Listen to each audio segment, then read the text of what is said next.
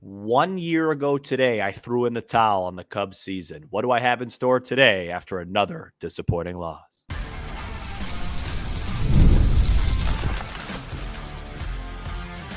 You are Locked On Cubs, your daily Chicago Cubs podcast, part of the Locked On Podcast Network, your team every day. You are Locked On Cubs, part of the Locked On Podcast Network, your team every day. Alongside Sam Olber, I'm Matt Cozy. Sam and I are lifelong fans, taking our passion into discussion with you on all things Cubs. Thank you for being part of the show and making Locked On Cubs your first listen today. And the best way you can help us grow the show is to listen every day, like the video, and comment anything below. Today's episode is presented by Prize Picks, the easiest and most exciting way to play daily fantasy sports. Go to prizepicks.com/LockedOnMLB and use code LockedOnMLB for a first deposit match up to $100. Cubs lose the first game of a 4-game series at the Reds on Thursday night, falling 8-4. Cubs back to the 500 mark at 31-32. Cubs did lead in this game twice, 2-0 and 4-3, but could not hold on as the Reds climbed back and then some. Cubs coming off of 2 comeback victories against the White Sox, but they continue to showcase an inability for their wins to build off each other, as the last time they won 3 in a row remains April 24, 25, 26. Sam, a win streak eludes this team. Well, a win streak does, but bad baseball sure doesn't. That's also, Matt, 11 out of 14 losses now against the NL Central. They are 7-13 versus the NL Central. Ask any manager, anybody, what do they tell you? What's the key to making the playoffs? Take care of your own division. Cubs are 7-13, and remember, it's a mediocre division filled with teams that you're competing with for the division and the wild card. Mm-hmm. This was a big game tonight. I hyped it up. I talked about it on Twitter, talked about it with you. Why did it feel like that? Because, like you said, if the Cubs could win tonight, then you're building momentum. And by the way, the other team is on fire now. They've won 10 of 13. That's 5 in a row. And I always tell you this off the air. I don't like to play teams white hot. I don't like to play teams ice cold. I like to play teams kind of in the middle, just not desperate either way. And this Reds team, they look up, they go, man, we had a brutal start. We had a really rough schedule, and we could turn our season around with 3 more wins this weekend. The Cubs are a game up right now. Wow. And, there's a lot. Let's get into the game first, and then I'll make my big June 6th proclamation this year. I had one last year. I have one this year.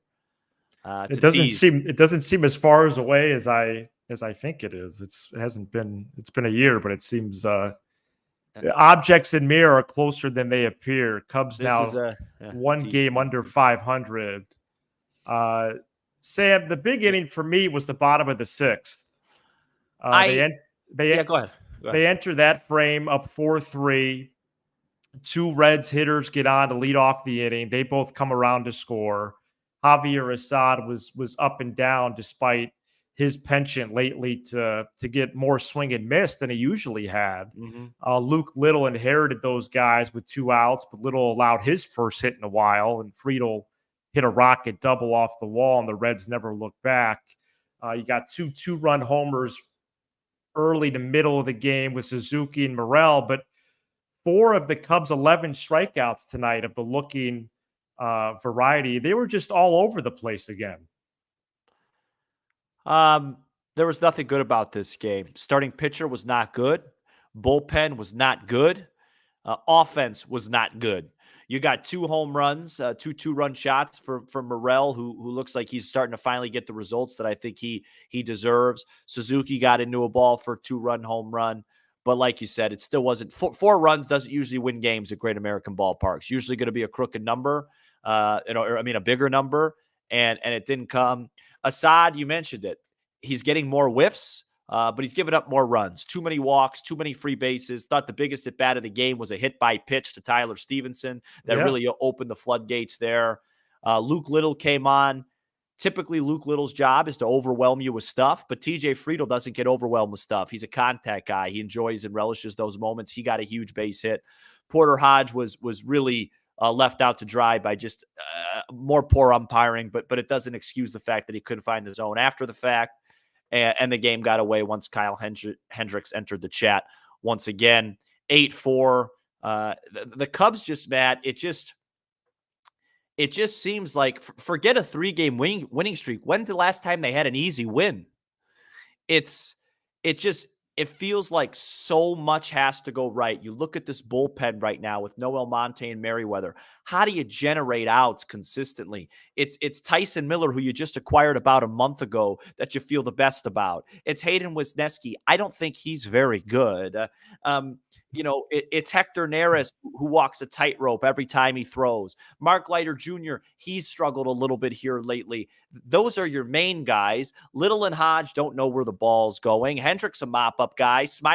Hendricks and Smiley are the most expensive mop-up guys on the globe. And then the pitching is starting to regress. We knew it would happen. Assad is not a 1.75 ERA pitcher, and Imanaga is not a 0.76 ERA pitcher. Those guys have regressed. The offense has made some strides, but it would be impossible for them not to make strides with how rock bottom they were. So, it just seems really, really hard right now. And here's my big June 6th moment. Oh, boy. I'm not waving in the white flag, the white towel. Gosh, no. I'm not doing that. But I got to say, after the last couple of nights and today, talking to a lot of people, for the first time this season, on 6/6/2024, I have had a little bit of thoughts of like, what if this team's not good? Like, what if they're bad? Not good. Like, what if they're bad? Like, is there a path for this team to win less than 80 games? Could that happen? Like the mediocre, but less than. Yeah, well, I think anything less than 80 would be considered bad with how this team's constructed. They won 83 last year. They didn't get any worse. They added a manager. You know what I mean? I thought 87 was the number. I thought anything over 95 was ridiculous, and I thought anything under 80 was ridiculous. Today was the first time where I thought, man, if this doesn't get better soon with this chunk of games in their schedule here with the homestand, I'm going to start getting a little bit nervous. It's just, and Matt, I got to tell you, as we head into a weekend, really the first big June weekend of summer, they're not a fun watch. It's not fun. I don't look forward to watching this team play. I'm not enjoying myself, and I hope it turns around soon. Hope it turns around Friday. It's going to, now we have to do our best, as you say. We got to survival this weekend. See if you can come out with a split. More survival. Well, I think if they don't win Friday, it's going to be a long weekend. Yeah, they could get swept. Steele and Lodolo. Cubs really need this game because you look at the standings, there's a lot of consequence now. You play a team, like you said, in your division, and you're doing so poorly each time out against teams that are listed right above or underneath you in your own home, right? In your own block of the street, and they can't win a game. They can't do it. Yeah, it'd be one thing if they rattled off a couple in a row, which is not a streak, by the way. A streak is 3, but it's really these first games of the series. They make it hard on themselves to do this. The same thing happened last week in Milwaukee. This was about 10, 12 days ago now, but it's the same pattern each time. And you look at other teams in the division right now that are making an impression. We talked about it a couple days ago, and I don't care that the Pirates, got beat late by the Dodgers. They showed well this week. The Reds 10 out of 14. The Cardinals are doing much better since mid-May. The Brewers are doing Brewers things. And Sam, I looked it up while you were going there. Last easy Cubs win was 7-1 over the Braves, May 15th. Almost 4 weeks ago. So that's unbelievable. It's just it's too long. That's not baseball. It's not supposed to be. This isn't a fun baseball season. This isn't supposed to be that difficult to blow a team out every now and then. And a month and a half, 3 wins in a row. Not to make things worse, but here's the slash line for the Reds against Justin Steele with these current players. Boy. Well, no, let's preview it. 339, 388, 516. They see Justin really well. Oh my gosh. And the Cubs have 3 earned runs over their last 35 and 2/3 innings against lefty starters. Wow. So hopefully that changes tomorrow. They got to find a way to win. It's just a grind. Like I just saw Bryce in the comments. It's the whole year, even when they were 17-9, has been such a grind. And you're just waiting for the moment of, hey, it's time to get hot. And if it doesn't happen on this 9-game homestand coming up against St. Louis, the Giants and the Mets, I don't know when it will. Right. And the last couple games, especially Thursday night's game, Sam, it warrants a possible shakeup again in the bullpen. And I want to take a look at that today. And also some news that slipped through the cracks in the last week. The Cubs and Marquee might not finish the season with their biggest cable distributor. That's a potentially huge story that no one's talking about. So we're going to break the news for you here on this show later on. And we're going to take a look at the bullpen first. A lot of joyous stories on this program. Today's episode is brought to you by Policy Genius, the country's leading online insurance marketplace. It saves you time and money so you can provide your family with a financial safety net starting today with Policy Genius. You can find life insurance policies that start at just $292 per year for $1 million of coverage. Some options offer same-day approval and avoid unnecessary medical exams. Policy Genius helps you compare your options from top companies, and their team of licensed experts is on hand to help you talk through it. They have a team of award-winning agents who will walk you through the process step by step, and you can easily compare quotes from America's top insurers in just a few clicks. Check life insurance off your to-do list in no time with Policy Genius. Head to policygenius.com/LockedOnMLB or click the link in the description to get your free life insurance quote and see how much you could save. That's policygenius.com/LockedOnMLB. The Cubs play the Reds at 6:10 p.m. Central Friday, and you can hear every pitch of the Cubs hometown broadcast on SiriusXM by searching Cubs on the SXM app. First, in this segment, Sam, I want to discuss more formally the Jordan Wicks, Ben Brown situation. It does sound like Wicks might be added to the roster as soon as Saturday. Yeah, but maybe as soon as Friday. The switcheroo out in the pen could be needed. Wicks added back to the roster means either him or Ben Brown will go to the bullpen. And I think after his start on Saturday, Brown will go to the pen, perhaps a prisoner of the Cubs' poor performance out there. And Wicks may be an inevitability that he does eventually return to the rotation. Where do you think this goes on Saturday or beyond? I don't know what I think, but here's what I'd like to see happen. Yeah. I'd like to see Jameson Taillon go to the pen. I don't think he's good. Wow. So let me write, and that's what I meant. What do you think should happen? Yeah. Taillon. So hold on. Taillon to the pen. I know it's not going to happen. Writing that down. I know it's not going to happen, but I'd like to see Taillon just come in, throw 95, 96 for one inning. We don't need any more swing guys. I'm just saying for one inning, come in and pitch. Ben Brown has not pitched himself into a bullpen role. The guy that has looked the worst, in my opinion, out of the starters is Jameson Taillon.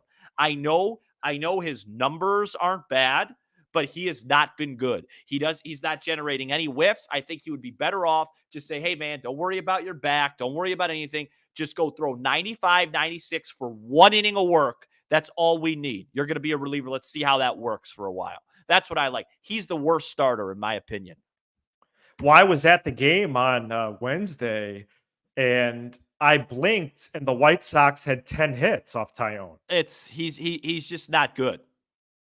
So Taillon to the pen, I have not seen that anywhere else. So leave it to Sam to offer that. It's not going to happen. First. It's not going to happen. I'm just saying that's what I would do. I'd say, hey, I'm not sending a message to Ben Brown, who's made one bad pitch since April, to TJ Friedl and saying, I'm not sending down the kid that went into Milwaukee and almost no-hit him. I'm not sending him to the bullpen. That's not going to happen.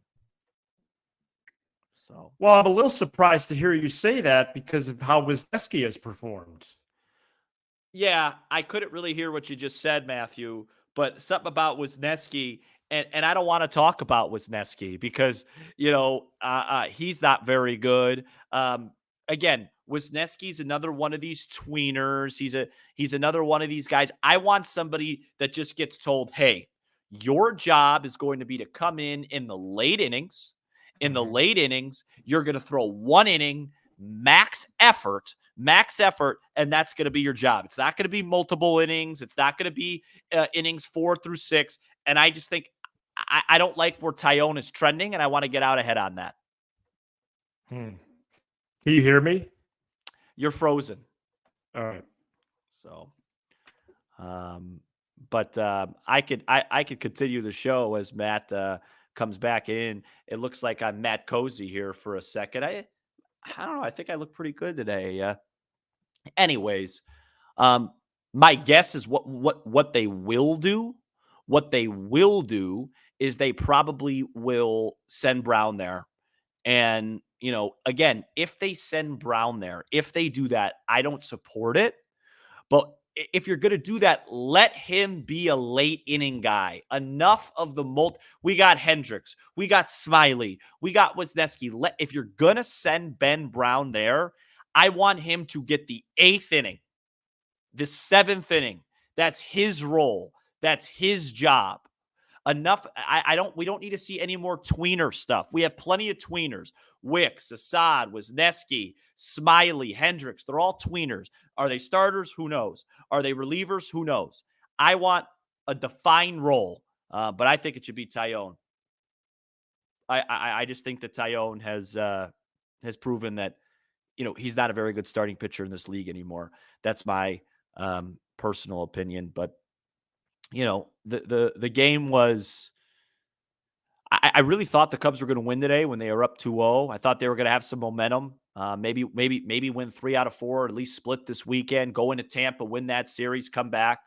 Matt's back now. He's about to enter the chat, but that's what I would do. Defined roles. That's what I'm looking for. Hi, Matthew. Hey, let's stay in these boxes so I can humiliate myself. That's on me with the internet. What I was saying before you left, can we switch back? It's really kind of messing with me. No, I want to stay this way. You gotta make it goofy. You gotta lean into it. I was just saying that if Ben Brown does get moved to the pen, I want him as a 1-inning max effort guy late in the game. Yeah, I think he has the best stuff for it. What I was trying to say was with the Tyone idea, and even to some extent with Brown, although I think he has the arsenal that would better fit 1 inning. The Wisniewski 1 inning thing, I was always a fan of, and I wanted to see that at some point if he wasn't going to be a starter, although he had bouts where he really succeeded as a starter this year. But I guess I'm more discouraged by him. I thought in 1 inning he would be a little bit better, and he just hasn't been the stuff to your point. The slider gets too much of the plate, right? The stuff you thought if he just went 1 inning that the stuff would play better, and it plays the exact same. Yeah.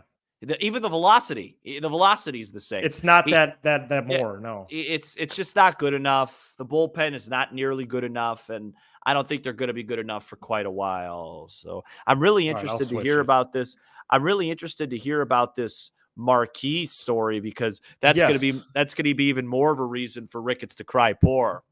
Well, what I did want to bring up also this segment was a couple 3 names that I just wanted to bring attention to as the roster man of the show. Mm-hmm. And I know Carl Edwards. Palencia's coming back up to throw 1 good inning and then 3 bad ones. Hey, you know who would have been really good on the Cubs? Jeremiah Estrada. They couldn't figure out how to get him right, and since then he's been the greatest pitcher in the history of the sport. Well, and they DFA'd him for some reason. I know it's convenient for us to say in hindsight, but a young guy like that, he had options, and they just got rid of him. They cut him loose. How did we not figure that out? Could this be a pocket for the Cubs to finally try Carl Edwards Jr., who has decreased his walk rate a little bit recently? Lefty Brad Wick has thrown well down there. And then, Sam, a nice comeback story is happening in Des Moines right now. as righty Ethan Roberts last pitched in 2022. 7 scoreless innings so far, 3 hits, 2 walks, 10 strikeouts. Small sample right now, but if you're trying to shuffle things this weekend or next week against the Rays and Cardinals, maybe you swap out a Hodge for Roberts or something like that. I just wanted to put those names on your radar. I know we like asking about Carl Edwards Jr. I'm not that thrilled about that as an option. Brad Wick, we've seen before. He's really a nice comeback story too. And then definitely Roberts. And then, a couple roster things here, Sam, before we keep going. More roster stuff? That just because right now there actually isn't that much flexibility. Like the 40-man is capped at 40 right now. And I just have 2 players that I just want to ask about. Like, how much longer does Kyle Hendricks have? How much longer does Yan Gomes have? Those are the 2 names right now for me. Yan Gomes should consider retirement. Wow. I'm sorry. I don't know why I just left. But he wants to get paid, so they'll have to DFA him. Yeah, Hendricks. It's just the bullpen thing. People, I think, are making a little bit too big of a deal. Hendricks is going to come in games that are already probably pretty much washed away. But it's, he's a mop-up guy. There comes up like 3-4 mop-up guys in the bullpen. Whatever happened to Colton Brewer? He's throwing the ball. He got injured. He's on the IL. No, he's back. I thought he was back now. Is he not back yet? Oh, maybe he did report to AAA, but he's technically on the IL. Oh, he didn't do anything wrong. Keegan Thompson still on the IL. No, that's going to be Yency Almonte, IL. Yeah. Could Almonte be a 60-day IL candidate? Oh, man. I don't know. It's just, I got to tell you, if I had to describe this season as we sit here June 6th, so far, we're about, what are we, about a third of the way through? A little less, right? A little less than a third. It's getting closer to 40%. Oh, it is? Okay. Yeah. So we're almost 40% through.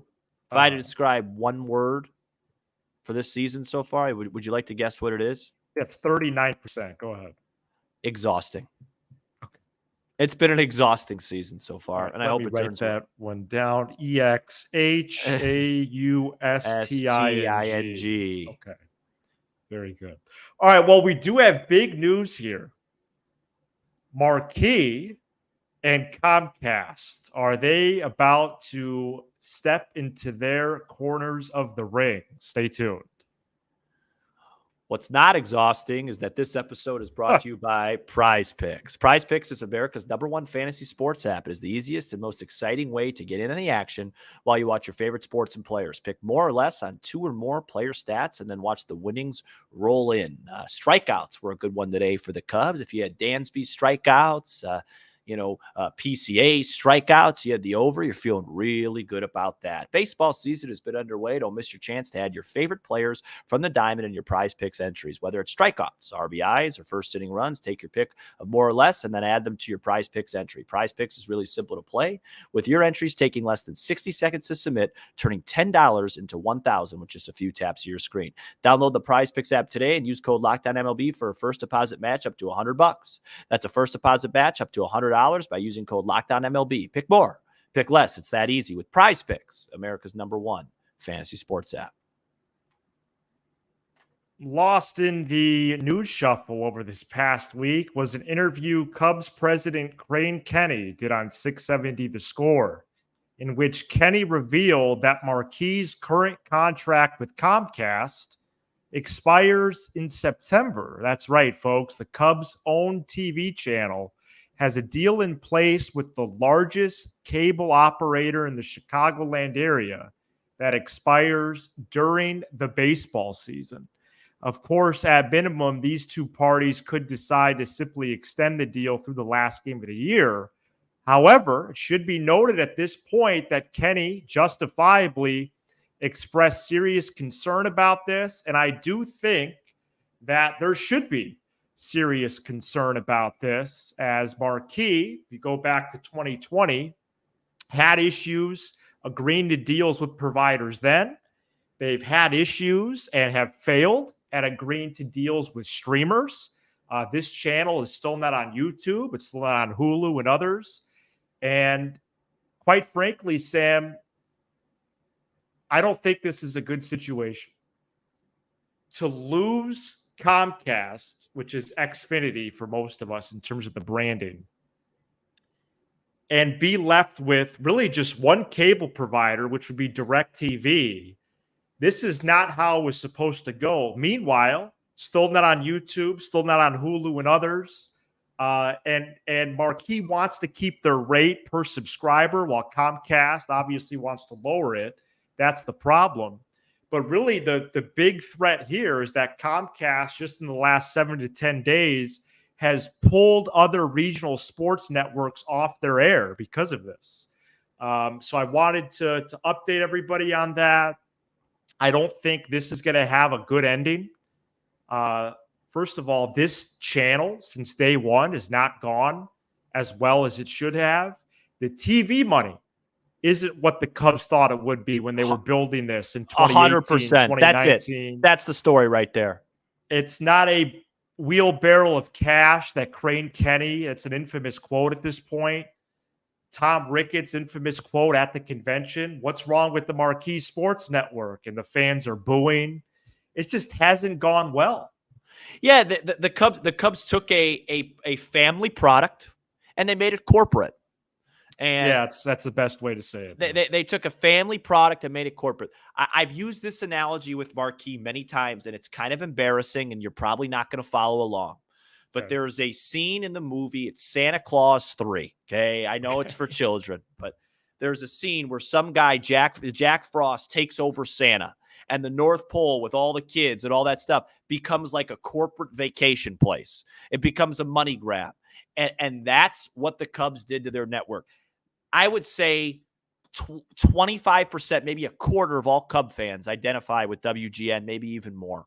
I think it's more. But I mean, like, as a part of why they're a fan. And They took that, they got greedy, they got arrogant, and they've gotten burned by it. Maybe COVID was a reason why. Maybe it wasn't. But this team does not have as much money as you think. I've said that now for 2 years on this show. The only offer that they will make to Juan Soto would be for a 4-year deal to appear at the Old Timers game when he's done retiring.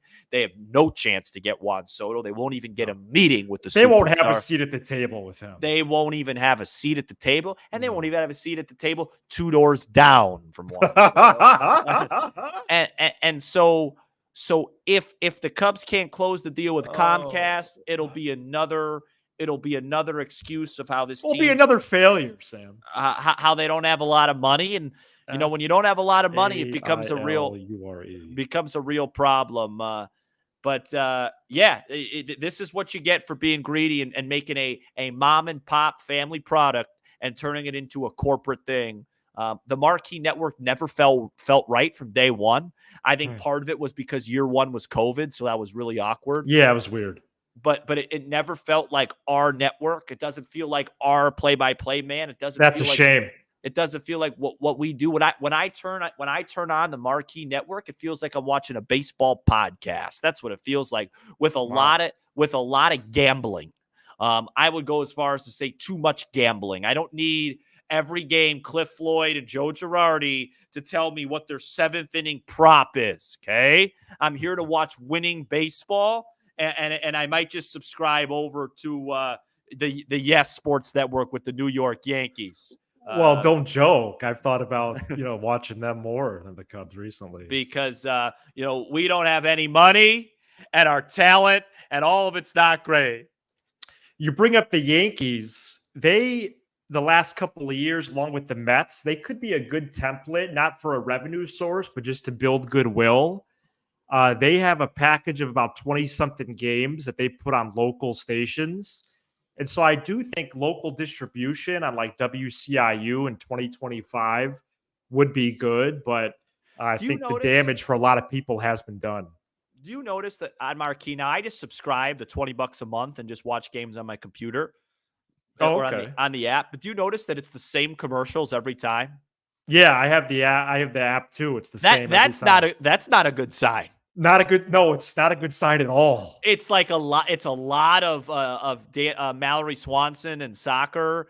And then it's like one other ad. It just there was the big one. I think it was the Miller Lite one with Reggie Miller, where he was like sitting. You know, yeah, that now one. they have a really annoying one with Yeah. Jorge Posada and David Ortiz. Yeah, it's a lot of the same ads, which isn't typically a good sign. No, it's not. So that's going to do it for this week of shows. Thank you so much for checking out this edition of Locked On Cubs. You give us 20 to 30 minutes. We'll give you all things Cubs with a laugh or two along the way. Be sure to hit subscribe on YouTube as we make the push to 10,000 subscribers. Smash the like button for the algorithm and leave a 5-star review on Apple, Spotify, and everywhere you get your podcasts. And if you want more of us, consider supporting us by subscribing to our Unlocked podcast. The link to subscribe is in this episode description. He's Sam Olber. I'm Matt Cozy. This is Locked On Cubs. Go Cubs. There is momentum happening here.